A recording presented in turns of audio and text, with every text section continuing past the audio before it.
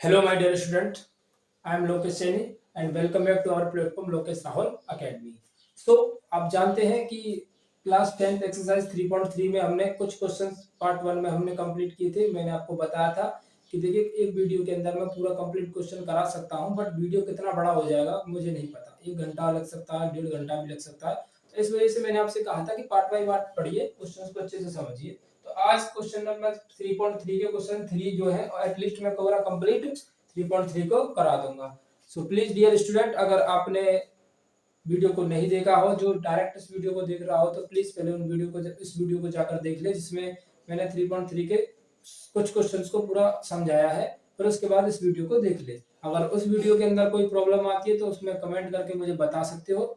और प्लीज देखिए क्या है कि यहाँ पर मैं अपना पूरा एफर्ट आपके लिए दे रहा हूँ। एक कॉन्सेप्ट को पकड़ता हूँ, उसके बाल की खाल को तक निकाल कर आपके सामने रख देता हूँ कि ये कॉन्सेप्ट ऐसा है, इसको आपको इस तरीके से समझना है, इतनी प्रैक्टिस करनी है, इसकी क्वेश्चंस को ऐसे लगाना है। बट आपका कोई रेस्पॉन्स बेटर नहीं मिलता है मुझे, क्योंकि मैंने आपसे कहा था कि कुछ भी मत कीजिए आप। मैं आपसे ये नहीं कह रहा हूँ कि आप मेरे चैनल को सब्सक्राइब कीजिए, क्योंकि सब्सक्राइब तो आप तभी कर लोगे जब आपको अच्छा लगेगा पढ़ना यहाँ पर कि हाँ मुझे अच्छे समझ में आ रहा है। बट अगर आपको क्लियर से अच्छा समझ में आता है, आपके कॉन्सेप्ट अच्छे से क्लियर होते हैं, तो प्लीज एक कमेंट करके जी तो बता दीजिए कीजिए कि सर मुझे अच्छा समझ में आ रहा है, कंटिन्यू वे में चलते रहिए। इससे मुझे भी मोटिवेट होता है कि हाँ बच्चा अच्छे से पढ़ रहा है। सो प्लीज एक कमेंट जरूर कीजिए, कर दीजिए कीजिए, इससे मैं भी समझ जाऊं कि बच्चे को अच्छे से समझ में आ रहा है। सब्सक्राइब करना ना करना ये सब आपके हाथ में है, पर फोर्स मैं आपको इस चीज के लिए करता हूँ कि आप मुझे कमेंट जरूर कर दीजिए कीजिए कि समझ में आ रहा है। तो क्वेश्चन नंबर 3.1 यानी 3 का पहला क्वेश्चन, दो संख्याओं का अंतर 26 है और एक संख्या दूसरी संख्या की 3 गुनी है, तो उन्हें ज्ञात कीजिए। दो संख्याओं का अंतर 26 है, यानी कि इंग्लिश के अंदर अगर पढ़ते हैं तो दो नंबर्स हैं जिनके डिफरेंस 26 दिया हुआ है। दो संख्याओं का अंतर 26 है और क्वेश्चन कह रहा है एक संख्या दूसरी संख्या की 3 गुनी है। एक संख्या दूसरी संख्या की 3 गुनी है। तो देखिए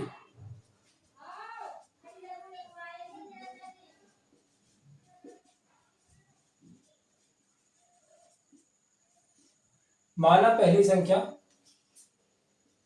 x, दूसरी संख्या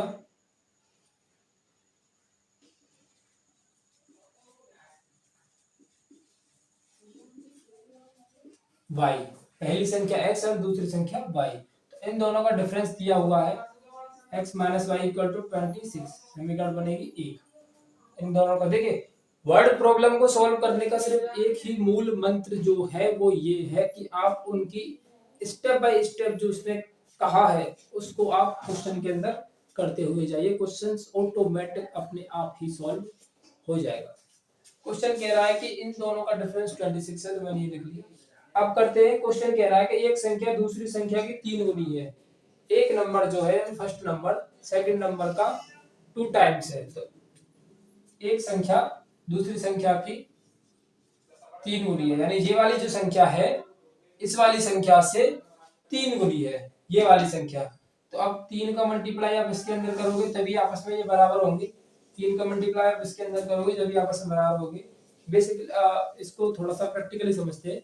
जैसे कि आप और मेरे पास, ठीक है, आपके पास मुझसे 3 गुने रुपए ज्यादा है, ठीक है, आपके पास मुझसे 3 गुने रुपए ज्यादा है।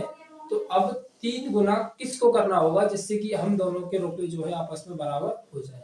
बेसिकली मुझे ही करना होगा, क्योंकि मैं अपने आप को 3 गुना अपनी अपनी जो मनी है उसको 3 गुना बढ़ाऊंगा तभी आपकी मनी के इक्वल होगा। तो ऐसे ही पहली संख्या जो थी दूसरी संख्या की 3 गुनी थी, तो 3 का गुणा मैं दूसरी संख्या के अंदर कर दूंगा तो पहली संख्या के बराबर हो जाएगा। तो x बराबर हमको यहाँ मिलता है 3y। समीकरण बन जाएगा सेकंड। x का मान देखिए आपके लिए कितनी मेहनत करते हैं, बट आप एक भी कमेंट करके ये नहीं बताते हो कि सर आप अच्छा पढ़ा रहे हो कि बेकार पढ़ा रहे हो, कि आप क्या क्या समझ आ रहे हो, हमारी समझ में आ रहा है। इतना कह दीजिए कीजिए कि सर ओके डूइंग वेल, बस इतना समझ में आ जाता है तो उससे भी हमको बहुत मोटिवेशन मिलता है कि हाँ बच्चे अच्छे से पढ़ रहे हैं। एक्स का मान ज्ञात, सॉरी एक्स का मान समीकरण एक में,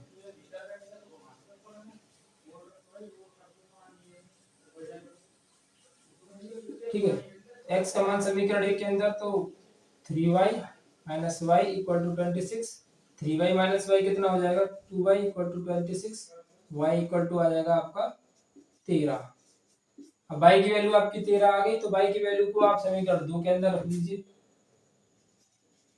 y का मान समीकरण 2 में रखने पर, तो y का मान x बराबर है आपका 3y, x equal to 3 into y की जगह पर 13, x इक्वल टू 13 तिया 39। x की वैल्यू भी निकल कर आ गई और y की वैल्यू भी निकल कर आ गई, दोनों आंसर साफ के आ गए। एक था 13 संख्या थी और दूसरी थी 39। देखिए सेकंड क्वेश्चन को, दो क्वेश्चंस को एक साथ करते हैं, फिर आप उनका स्क्रीनशॉट लीजिएगा, ठीक है। क्वेश्चन नंबर सेकंड कह रहा है आपका, दो संपूरक कोणों में बड़ा कोण, दो संपूरक कोणों में बड़ा कोण छोटे कोण से 18 डिग्री अधिक है, तो उन्हें ज्ञात कीजिए। दो संपूरक कोणों में बड़ा कोण छोटे कोण से 18 डिग्री, दो संपूरक कोणों में बड़ा कोण छोटे कोण से 18 डिग्री अधिक है। तो फर्स्ट ऑफ ऑल हम बात करते हैं संपूरक कोण किसे कहते हैं। संपूरक कोण मतलब होता है कि ऐसे दो कोण जिनका योगफल 180 डिग्री होता है। तो माना बड़ा कोण मान लेते हैं x को, छोटा कोण मान लेते हैं y डिग्री को। तो हमको पहले पता है संपूरक कोण है, मतलब x plus y equal to मिल जाएगा आपको 180। x plus y equal to आपको क्या मिलेगा, 180। अब कह रहा है बड़ा कोण छोटे कोण से 18 डिग्री अधिक है। अच्छा, बड़ा कोण छोटे कोण से 18 डिग्री अधिक है। अब थोड़ा सा उसको बेसिक अंडरस्टैंडिंग से समझते हैं, एक देहाती अंडरस्टैंडिंग से समझते हैं। जैसे कि मैं मान लेता हूँ कि बड़ा कोण आप तो छोटा कोण मैं, तो बड़ा कोण छोटा कोण से 18 डिग्री अधिक है, यानी आप जो हो मुझसे 18 डिग्री अधिक हो। तो अब 18 डिग्री में किस में ऐड करो जिससे आप दो मेरे और आप दोनों बराबर हो जाए, यानी मुझ में और मुझ में और तुम में आपस में बराबर की कंपैरिजन हो जाए। जैसे कि आप 18 डिग्री अधिक हो मुझसे, तो क्या करना होगा, मुझ में अपने आप में मुझे 18 डिग्री जोड़ना होगा जिससे कि आपके बराबर हो जाए। तो सेम एज बड़ा कोण छोटे कोण से 18 डिग्री अधिक है, तो अधिक जो वाला अधिक है उसमें ना जोड़कर दूसरे वाले में जोड़ देते हैं, इससे ये आपस में क्या हो जाएंगे, बराबर। तो ये बन जाएगा आपका इक्वेशन फर्स्ट, ये बन जाएगा आपका इक्वेशन सेकंड। अब इसको सॉल्व कर दीजिए। समीकरण 2 का मान 1 में रखने पर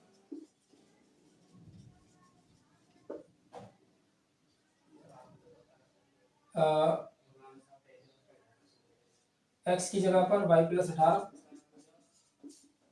plus y equal to 180 degree, 18 को इधर ट्रांसफर करते हैं, ये हो जाएगा 2y।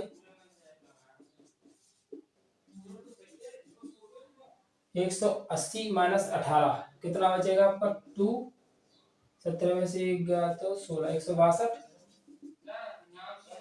16 अट्ठे 2 अट्ठे 16, 2 एकम 2, y बराबर आ गया 81।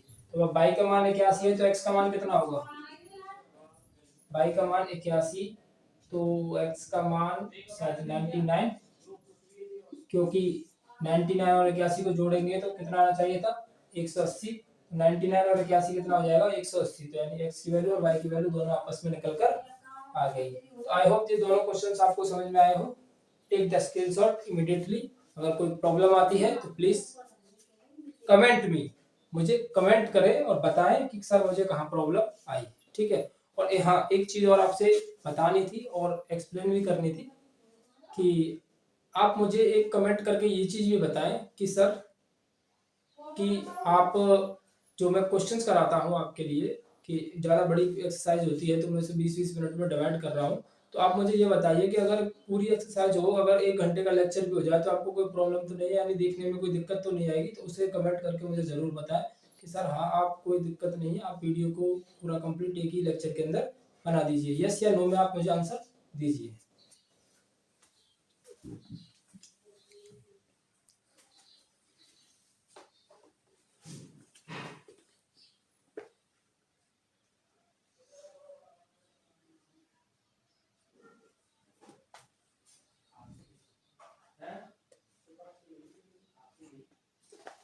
चलिए नेक्स्ट क्वेश्चन देखते हैं।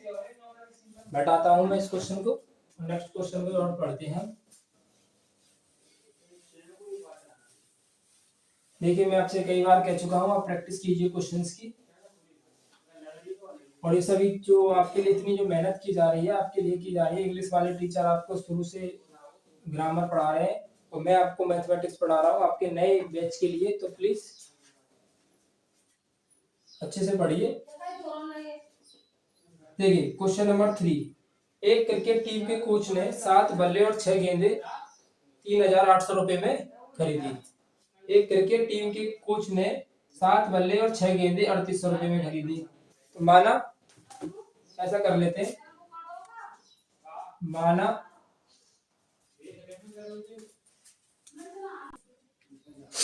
माना बल्ले हमारे x है और गेंदे जो है हमारी वो y है। अब क्या किया कोच ने कि 7 बल्ले खरीदे, इसका मतलब हो गया कि 7x और 6 गेंदे खरीदी, यानी 6y कितने में खरीद ली, 3,800 रुपये में। बाद में उसने 3 बल्ले और 5 गेंदे, अब दोबारा से उसने क्या किया, 3 बल्ले और 5 गेंदे, वो कितने में खरीदनी, 1750 में। अब आपको देखिए 3 मेथड बता चुका हूं मैं, 2 मेथड बता चुका हूं, एलिमिनेशन या सब्स्टिट्यूशन। एलिमिनेशन और सब्स्टिट्यूशन लगाइए और इन दोनों इक्वेशंस को सॉल्व करके x और y की वैल्यू मुझे बताइए कमेंट बॉक्स में क्या है। देखते हैं किस किस का आंसर सही आता है, क्योंकि ये चीजें मैं आपको बता चुका हूँ, इक्वेशन मैंने आपको बनाकर दी थी। आप प्लीज इसको सॉल्व कीजिएगा और मुझे आंसर जरूर बताइएगा कि किस किस का आंसर सही आया और किस किस का आंसर गलत। बढ़ते हैं अगले क्वेश्चन में, क्वेश्चन नंबर 4। क्वेश्चन 4 है, एक नगर में टैक्सी के भाड़े में एक नियत भाड़े के अतिरिक्त चली गई दूरी भाड़ा सम्मिलित किया जाता है। 10 किलोमीटर के लिए भाड़ा 105 तथा 15 किलोमीटर के लिए भाड़ा 155 है। तो नियत भाड़ा तथा प्रति किलोमीटर भाड़ा क्या है? ठीक है, तो माना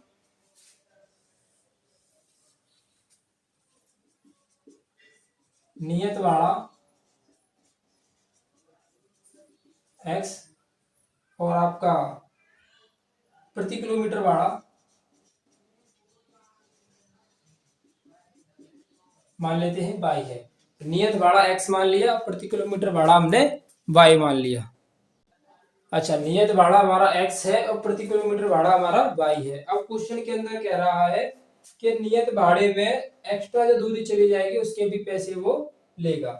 देखिए नियत तो चली गई x प्लस एक्स्ट्रा में चली गई आपकी 10 किलोमीटर, तो उसके रुपए लग जाएंगे 10 किलोमीटर के हिसाब से। जो नियत चला गया वो तो x ठीक है, फिक्स चल गया है। उसके बाद एडिशनल जो डिस्टेंस चली उसने वो 10 किलोमीटर, यानी 10y, रुपए कितने लग गए, 105। ठीक है। अच्छा, दूसरी इक्वेशन बनेगी जब उसमें x प्लस एक्स्ट्रा कितना चला, 15 किलोमीटर, आप अपनी किताब के अंदर देख सकते हैं, और रुपए कितने लग जाएंगे, 155। दोनों इक्वेशंस को सॉल्व कीजिए और आंसर गेट कीजिए। और आपको इन क्वेश्चंस को सॉल्व करना में बहुत अच्छे से मैंने आपको सिखाया है, 2 वीडियोस में आपको बहुत अच्छे से एक्सप्लेन किया है। तो डू इट, इन दोनों क्वेश्चंस को आप खुद करोगे, प्रैक्टिस करोगे, प्रैक्टिस भी हो जाएगी आपका, और मुझे आंसर्स भी आप बताओगे कि इसके आंसर क्या आए। ठीक है, टेक द स्क्रीनशॉट इमीडिएटली। अगले क्वेश्चन की तरफ बढ़ते हैं।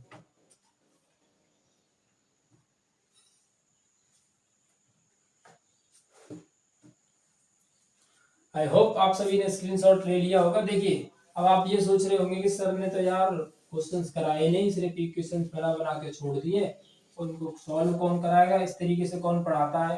देखिए मेरे भाई, इस तरीके से मैं पढ़ाता हूँ, पहले तो मैं आपको ये बता दूं, मेरा काम ये नहीं होता है कि सभी क्वेश्चंस को मैं खुद ही कराता जाऊं और आपको आप सिर्फ ऐसा करिए कि मैं क्वेश्चंस को कराते हुए चल रहा हूं, आप उनको कॉपी पेस्ट करिए और छाप दीजिए अपनी कॉपी के अंदर। तो इससे फायदा क्या है? इससे तो बढ़िया आप गूगल पर सर्च कीजिए class 10th NCERT mathematics solution, उसमें से कॉपी पेस्ट कर लीजिए। वीडियो को क्यों देख रहे हो? स्कूल ही क्यों जाते हो आप? स्कूल भी मत जाइए। स्कूल देखिए आज का जो टेक्निकल जमाना, जो मतलब आज का जो मॉडर्न टाइम जो चल रहा है, उसमें आप अगर इस तरीके से पढ़ते हो तो ठीक है, वरना आप अगर कॉपी पेस्ट पढ़ते हो तो आप स्कूल भी मत जाइए, क्योंकि स्कूल जाने की जरूरत तो है नहीं है, सब चीज ऑनलाइन अवेलेबल है। गूगल सर्च मारिए, सॉल्यूशन मिलेगा, छाप लीजिए, होगा काम कंप्लीट, हो गई पास। ये जरूरी नहीं, देखिए मैं आपको सॉल्यूशन सिखा चुका हूँ, इक्वेशंस मैंने आपको समझा दिए कैसे बनाने हैं, अब आपको सॉल्व करना है और देखते आंसर आता है। अगर आपका करेक्ट आंसर आएगा तो आपको एक बहुत अच्छा इंप्रेशन बनेगा, बहुत आपको खुशी होगी, आपको एक ऐसा लगेगा कि हाँ मैं कुछ सीख रहा हूँ। तो उसकी जो जो जो ये खुशी होती है ना, जो एक्सट्रीम खुशी होती है, वो बहुत ही ज्यादा मजेदार होती है जब आप कुछ सीखते हो। ठीक है, देखिए क्वेश्चन नंबर 5। अब एक ये क्वेश्चन है, इसको मैं समझाऊंगा आपको, इसको करके बताऊंगा पूरा, क्योंकि इस टाइप का क्वेश्चन आप नहीं कर सकते शायद। यदि किसी भिन्न के अंश और हर दोनों में 2 जोड़ दिया जाए। अब भिन्न माना माना भिन्न, भिन्न तो पता ही नहीं, तो भिन्न को मानना पड़ेगा, एक x और y, ये अंश ये हर। ठीक है, यदि किसी भिन्न के अंश और हर में दोनों में 2 जोड़ दिया जाए, इन दोनों में 2 जोड़ दीजिए, तो भिन्न हो जाती है आपकी 9/11। यदि अंश और हर दोनों में 3 जोड़ दिया जाए, अब अगली इक्वेशन बनेगी, पहली इक्वेशन ये बन जाएगी आपकी, दूसरी अंश और हर में 3 जोड़ दिया जाए, अंश और हर में 3 जोड़ दिया जाए तो 5/6 हो जाती है, समीकरण 2। अब इनको आपस में सॉल्व कीजिए सिंपली। पहले तो आप क्रॉस मल्टीप्लाई से सॉल्व कीजिए, 11x + 2 9y + 2, ये हो जाएगा 11x + 11 दूनी 22, ये 9y + 9 दूनी 18। इसको इधर ट्रांसफर करेंगे तो 11x - के 9y, और ये हो जाएगा 18 - के 22, तो 11x - के 9y, ये बच जाएगा -4। इक्वेशन बन गई फर्स्ट। इनको मिटा देते हैं, इक्वेशन फर्स्ट वगैरह को यहाँ मान लेते हैं आप, एक इक्वेशन फर्स्ट 11x - के 9y = -4। अब इसको सॉल्व करते हैं,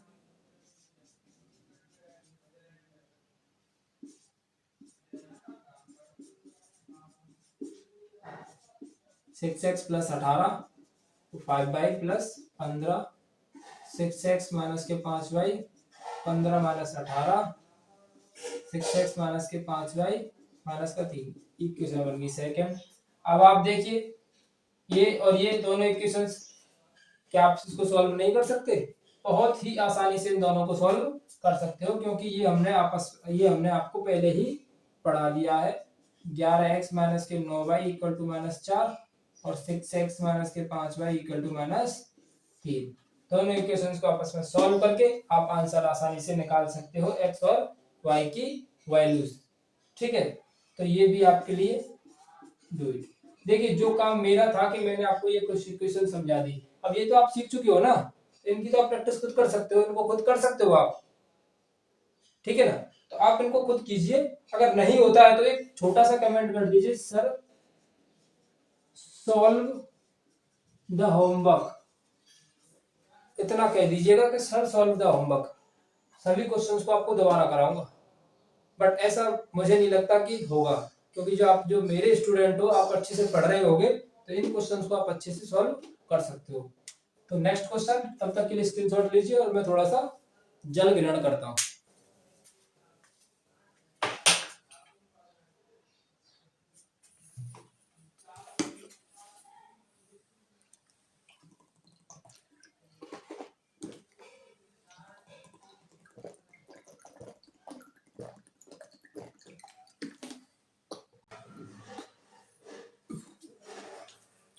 सो आई होप आप सभी ने स्क्रीनशॉट ले लिया होगा।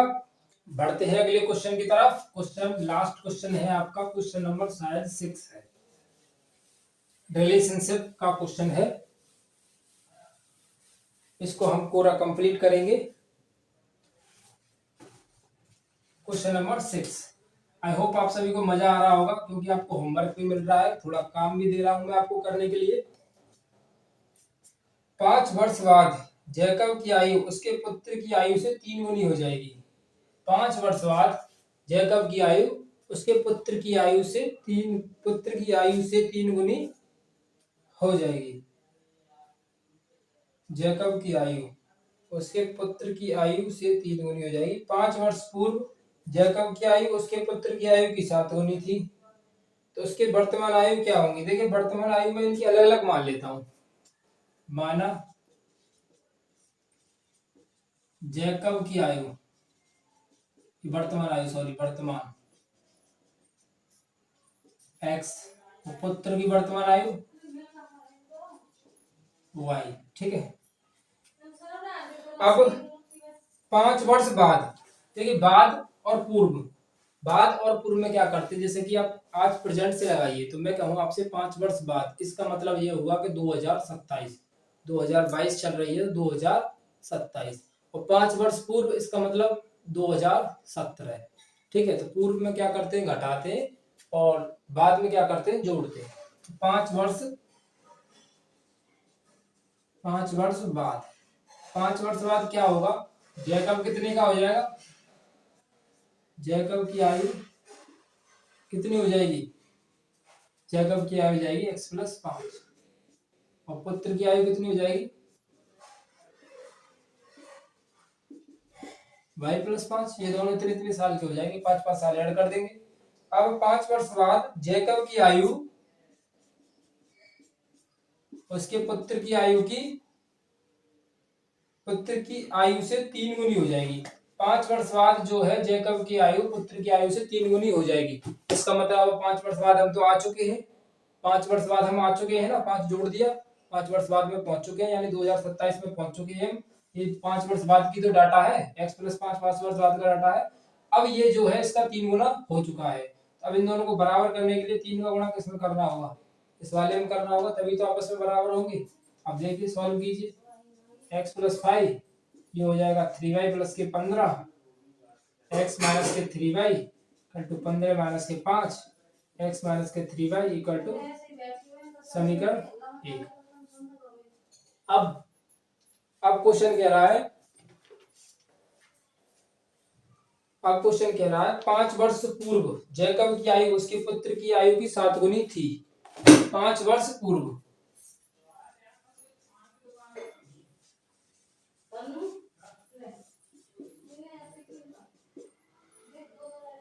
5 वर्ष पूर्व कितनी हो जाएगी, जैकब कितना हो जाएगा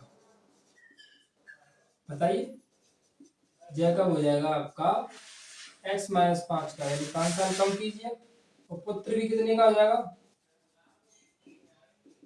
y-5 का।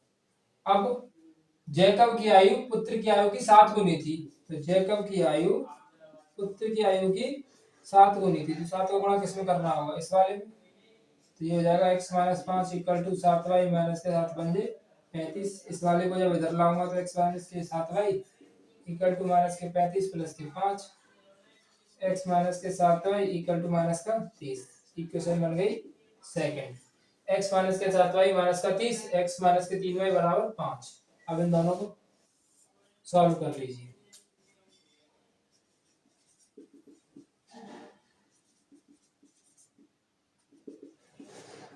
इन दोनों इक्वेशंस को सॉल्व कर लीजिए। घटाने पर ये हो जाएगा माइनस, ये हो जाएगा प्लस, ये हो जाएगा प्लस, ये दोनों कैंसिल, प्लस के साथ माइनस का 3 कितना हो जाएगा आपका 7 और 3 गए तो 4y, प्लस का 3 और प्लस का 5, 1 मिनट कहीं पर एरर हुआ है इसमें, 1 मिनट वेट कीजिएगा, एरर मिल गया। एरर थोड़ा सा जल्दी में थोड़ा सा यहाँ पर हो गया था, जल्दी क्या थोड़ा सा मिसप्रिंट हो गया। 15-5 हो जाएगा आपका यहाँ 10, तो ये जो है आपकी यहाँ पर आएगी 10, 30 और 10 हो जाएगा आपका 40, तो y बराबर आएगा 40, 4 दाढ़े 40, y बराबर 10 ईयर। y का मान समीकरण 1 में रखने पर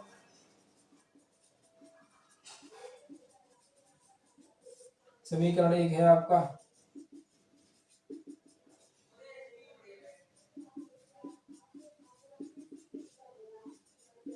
3 दाढ़े 30, x बराबर 10 प्लस 30, ये हो जाएगी आपकी जैकब की आयु, और ये हो जाएगी आपके उसके पुत्र की आयु। x बराबर 40 y बराबर 10। सो आई होप आप सभी को समझ में आया हो, कोई डाउट नहीं हो, डाउट होता है तो प्लीज मुझे कमेंट करके जरूर बताइएगा। कोई पहले आप स्क्रीनशॉट लीजिए।